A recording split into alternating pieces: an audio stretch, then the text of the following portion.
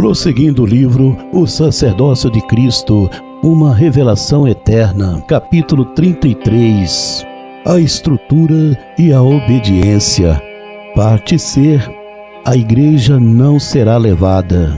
Porventura há como provar que a igreja não subirá? Para as pessoas convencidas, ela será arrebatada. Inclusive, acham um tanto agressivo esse meu comentário. Bem sabemos que reagem diferente quem possui mente aberta para entender. O argumento anunciado diz: a igreja não subirá, e pode ser provado na Escritura. Percebe-se que o sistema tradicional manteve uma palavra acerca da igreja. Com ela, enganou a maioria da terra. Apocalipse 7:9. Depois destas coisas, olhei e vi aqui uma multidão, a qual ninguém podia contar, de todas as nações, tribos, povos e línguas, que estavam diante do trono e perante o Cordeiro, trajando vestes brancas e com palmas nas suas mãos. Em primeiro lugar, a igreja não respalda na antiga aliança, ainda que alguns diz chamar tabernáculo, da forma como interpretam, não representa nada. Ao contrário das tribos dos filhos de Israel, que muito repudiam, está a igreja, que não vemos escrita no muro da cidade santa. Como registrado, só aparecem 12 portas com os nomes tribos dos filhos de Israel. Apocalipse 21:12. E tinha um grande e alto muro com 12 portas, e nas portas 12 anjos, e nomes escritos sobre elas, que são os nomes das 12 tribos dos filhos de Israel. Caso a igreja fosse devidamente aprovada, como seus adeptos dizem, a entrada naquela cidade seria única, como eles anunciam. Assim todos entrariam facilmente. Percebeste que acontece diferente? O povo de Deus ficará na ordem. Agora, examinando a palavra, conclui que naquela cidade há ordem. Por isso, o sumo sacerdote Jesus a preparou para nós antecipadamente. João 14:3.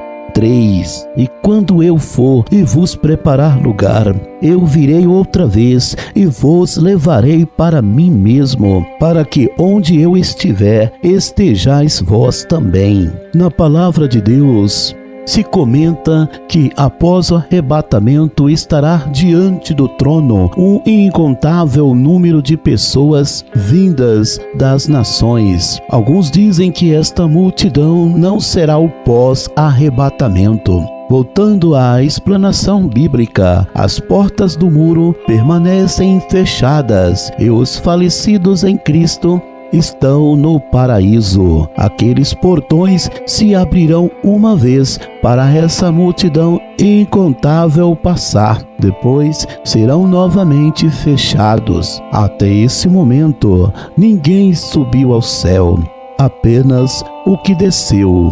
Efésios 4:10. Aquele que desceu é também o mesmo que subiu acima de todos os céus para cumprir todas as coisas. A expressão que Jesus levará à igreja não existe nos originais. Agora digo, será levado algo que apareceu na história ou a noiva comprada com o sangue de Cristo? Ao mencionar o grupo de Constantino, precisa admitir que se comenta registros carnais. Quando a igreja foi fundada em 325, Roma, embora estar bem financeiramente, enfrentava conflitos quando adorava os deuses, motivo pelo qual os romanos se entregavam ao sumo sacerdote Jesus. Inclusive, o imperador alegou isso para aderir às tribos dos filhos de Israel e que mais tarde as destruíra. Após isso, o império sofreu a maior crise da história. O desejo pela fama fez aquele imperador inspirar a pintura do Jesus de cabelo e barba grande, a venda de terrenos no céu, e até tornou o inferno lugar atormentado, onde era chamado segundo céu no original, passou a se chamar inferno. Esse e alguns itens foram a gota d'água para revelar a nova crença, que depois foi maquiada no pós-reforma.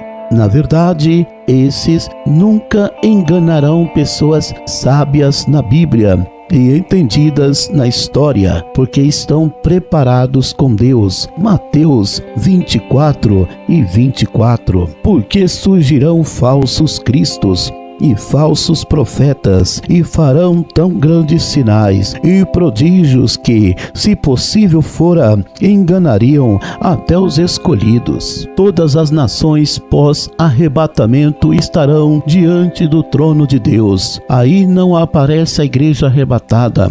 Ela não entrará em todas as nações, porque o regime ditatorial prevalece. E então, quem será aquele povo que representará as nações? Afinal, quem anunciará aos povos da terra será os 144.000. Por eles, o evangelho eterno será anunciado nos países sem as autoridades perceberem. O anjo do Senhor os selará e os guardará. Não existe joguinho onde países se tornarão capitalistas para a igreja entrar. Jesus Cristo, o sumo sacerdote, não promove jogos e nem transforma a sua obra em magia. Ele conta com os meios naturais e espirituais para surpreender os homens. Até agora, nada mudou nos regimes pelo mundo. Certamente tudo seguirá. Os fatos é que Deus preparou meios para manter a sua vontade ativa. Como já provado para muitos, a igreja não será levada. Acreditar nisso é uma ilusão perante o povo que pouco acredita na palavra. O que pregamos agora, provamos na Escritura. A decisão da pessoa ligada à igreja precisa acontecer rapidamente. A religião está se afundando. Não a deixar agora, perecerá também. A Bíblia Sagrada diz: sai dela, povo meu. Para ser chamado povo de Deus, precisa conhecer a Bíblia. Portanto, a igreja é o recinto profético que cairá tragicamente. Algumas pessoas, embora entendendo a mensagem de Deus, ainda dizem: a igreja não é tribo dos filhos de Israel, mas ensina boas maneiras ligadas ao sistema. Agora, suas dúvidas serão esclarecidas. Se a igreja, erguida depois, obtém mesma postura perante Deus, porque destruíram a pregação de Cristo homologada no Calvário? Entenda o que digo: o que apareceu depois não foi aprovado pelo sumo sacerdote Jesus, por ser oposto à verdade.